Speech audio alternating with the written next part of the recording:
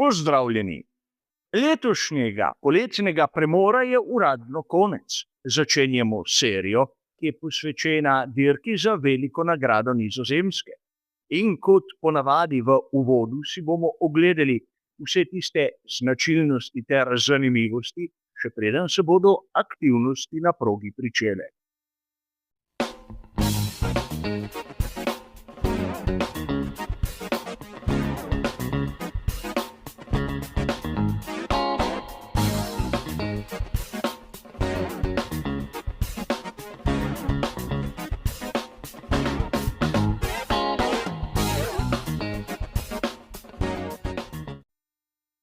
Kot običajno bo tudi današnji uvod v dirko za veliko nagrado Nizozemske, a razdeljen na tiste tri nam dobro znane dele. Najprej si bomo ogledali, kaj se je na progi zgodilo lani.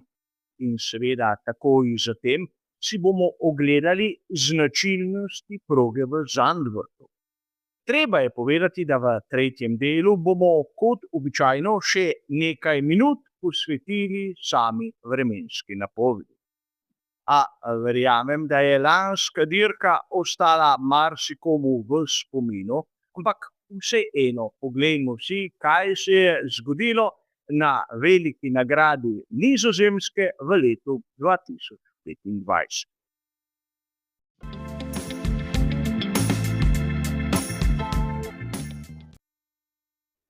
Tu bi lahko najprej dejali, da je bila lanska dirka za veliko nagrado Nizozemske v bistvu zadnja, kjer smo videli eksplicitno tehnično premoč McLarena. Že od naslednjih dirk naprej smo videli, da je njihova prednost kopnela kot sneg pomladi. A treba je povedati, da najboljši na samih kvalifikacijah je bil Oscar Piastri. In k njemu se bomo še vrnili.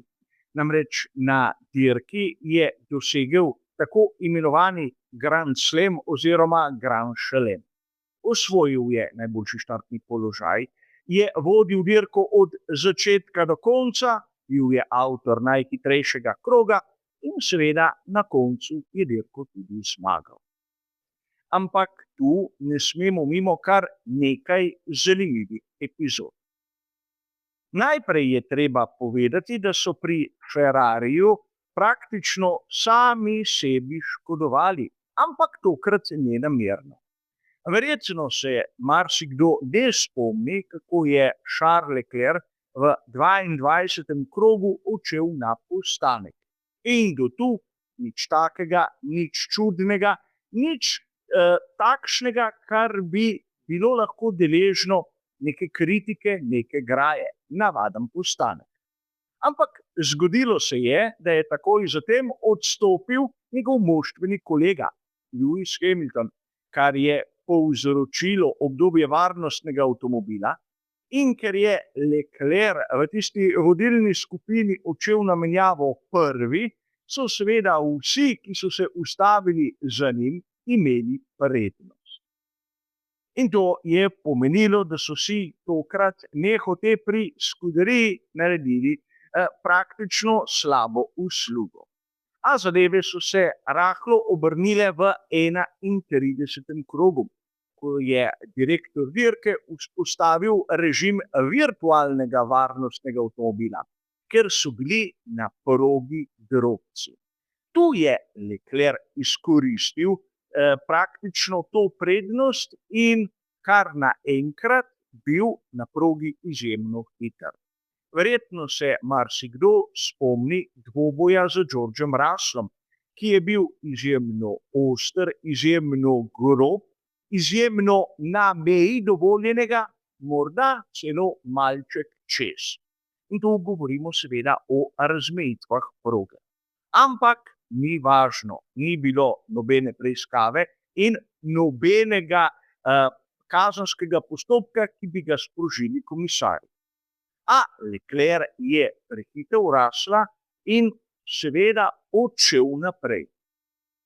A verjetno tu je treba nekako poudariti, kako je Andrea Kimi Antonelli na dirki za veliko nagrado Nizozemske v tistem delu bil še hitrejši od Leclerca. Zaradi strategije je takoj prišel za voznika Scuderia Ferrari in ko ga je hotel prehiteti, je prišlo do medsebojnega trka.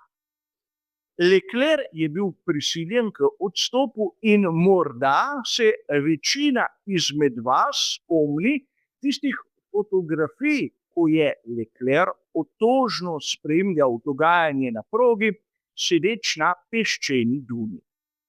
In tu je treba povedati, da dvojni odstop za Ferrarija in seveda kar nekaj polemik glede vožnje samega Leclerca. A tu ne smemo pozabiti, da tudi Max Verstappen je imel fantastično dirko in jo je končal na drugem mestu, takoj za Oskarjem Piastrijem. In tokrat kot zanimivost, na tretjem mestu v lanski veliki nagradi Nizozemske Izak Hadjar, takrat z bolidom ekipe Racing Bulls. Letos tega rezultata ne bo mogel ponoviti, ker praktično ne bo nastopil zaradi poškodbe zapestja. A vrnimo se k tistemu, kar se je zanimivega zgodilo na progi oziroma tudi malce po dirki. Tudi Carlos Sainz mlajši je bil sankcioniran s strani samih komisarjev. A tu je treba poudariti, da so pri Williamsu dokazali njegovo nedolžnost in komisarji so morali priznati napako. Sainzu niso smeli odbiti praktično tistega kazenskega časa, ki ga je preživel pri svojih mehanikih, ampak če ne drugega so mu zbrisali kazenske točke. In tu je treba poudariti, kot sem že povedal na začetku, tehnična premoč McLarena je bila na veliki nagradi Nizozemske nekako še zadnjič tako očitna v lanski sezoni, čeprav je Lando Norris odstopil zaradi okvare pogonskega sklopa. A ta je Mercedesov, ta ne bo pomot. Ampak že od velike nagrade Italije naprej smo videli, kako so pri McLarenu nekako dali Piastrija na stranski tir in začeli na veliko staviti na samega Norrisa, kar je pripeljalo, če mene vprašate, v izjemno zanimiv zaključek sezone, ampak malo je manjkalo, da niso prvenstva med vozniki izgubili. A pustimo sedaj to. Toliko o tem, kaj se je lani dogajalo na progi. In kaj bi lahko dejali o tej zadnji izdaji velike nagrade Nizozemske, o tem v naslednjih sekundah.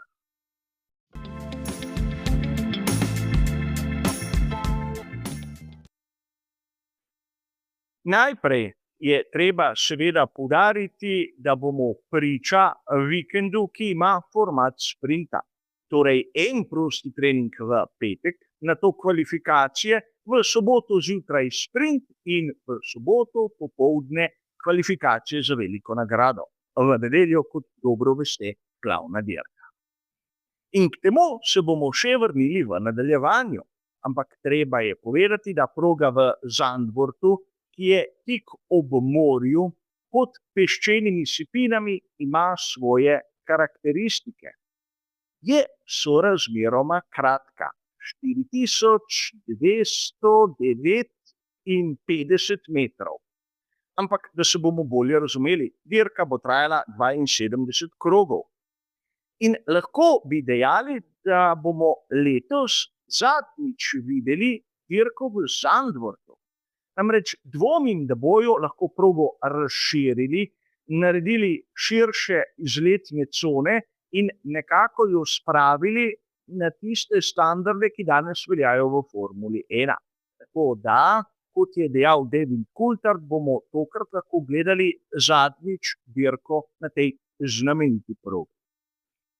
A če si ogledamo tisto tabelo, ki jo daje Pirelli, bomo na prvi pogled ugotovili, da morda se ni dosti spremenilo v primerjavi z lanskim letom.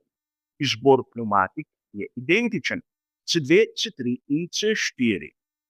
A treba je povedati, da lastnosti proge že na prvi pogled kažejo, da je morda izbira malce preveč drzna, malce preveč proti tisti vehkejši strani.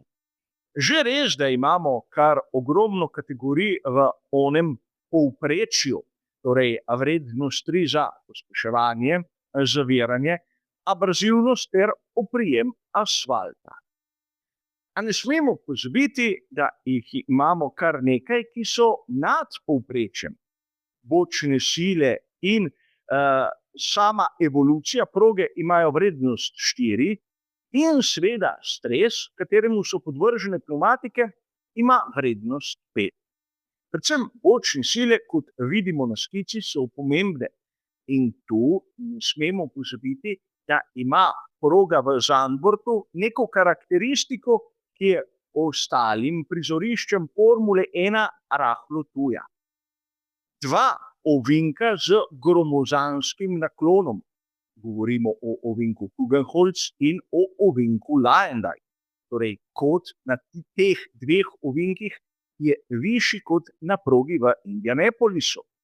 A vrnili se bomo seveda k temu malce kasneje. Namreč ne smemo pozabiti, da smo na Nizozemskem in da so temperature tudi avgusta redko kdaj čez 20 stopinj. A tu danes kot zanimivost si moramo ogledati še tista 2 pomembna podatka, ki ju kdaj pa kdaj običajni navdušenec malodane zanemari. Najprej previsni kot. In kot vidimo na sami tabeli, je na prednji osi ta določen na vrednosti minus 2 stopinji 75, na zadnji osi pa minus stopinja in pol. In zopet marsikomu to ne pove absolutno nič. Poglejmo si lansko tabelo, ki jo je pripravil Pirelli. Lani smo imeli na prednji osi 3 stopinje in na zadnji osi stopinjo celih 75. Kaj to pomeni? Da so znižali previsni kot, kar pomeni, da pnevmatika v ovinku ne bo omogočala seveda takšnih hitrosti. Namreč v ovinku se bolid ne bo mogel postaviti pod tako visoki kot na tisti zunanji strani. In to nam že pove, da malce pazijo na tiste bočne sile, ki jih pričakujejo na zadnji izvedbi dirke za veliko nagrado Nizozemske. Poglejmo si še tlake, kjer imamo drugo zanimivost, ki jo bo marsikdo spregledal. Na prvi pogled zopet nič takega. 26 funtov na kvadratni palec na prednji osi, 25 funtov na kvadratni palec na zadnji osi. Sveda zopet oba tlaka dokaj blizu, malce višji na prednji osi, ampak lahko bi dejali, da smo podobne vrednosti že videli letos. A poglejte ono drugo številko. Ko se pnevmatika segreje, na prednji osi bo dovoljen tlak 27 funtov na kvadratni palec, na zadnji pa 26 funtov na kvadratni palec.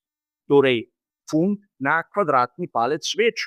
Ko smo pri ostalih prizoriščih videli dvig, ki je bil maksimalno pol funta na kvadratni palec. Torej, vidimo, da bodo pnevmatike trpele, ampak degradacija bo zaradi nizkih temperatur zraka in posledično asfalta lahko bi dejali znosna. Kakšna je razlika med lansko in letošnjo sezono?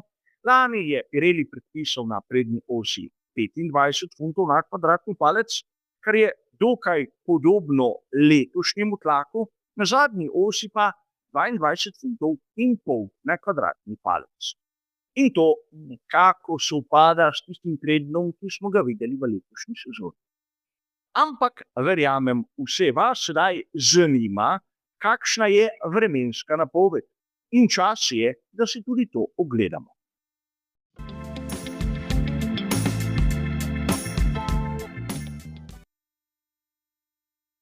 Tokrat je vremenska napoved izjemno zanimiva. Namreč videli bomo lep primer, zakaj vikend z formatom sprinta morda ni primeren za vsako lokacijo, za vsako progo. V petek je skorajda v vseh napovedih možno razbrati, da bo deževalo. Torej, edini prosti trening in kvalifikacije za sprint znajo biti na razmočeni progi in temperature izjemno hladne, posebej za ta letni čas. V petek med 16,5–17 stopinjami Celzija, maksimalno tja do 19 stopinj. Sunki vetra čez celoten vikend okrog 30 km/h, kar je pomembno zaradi peščenih dun in seveda peska, ki bo tako prišel na asfaltno površino. V soboto naj bi bilo oblačno, čeprav nekatere vremenske napovedi pravijo, da bi lahko tudi deževalo. Temperature tam med 16 in 18 stopinjami Celzija, medtem pa v nedeljo naj bi bilo sončno.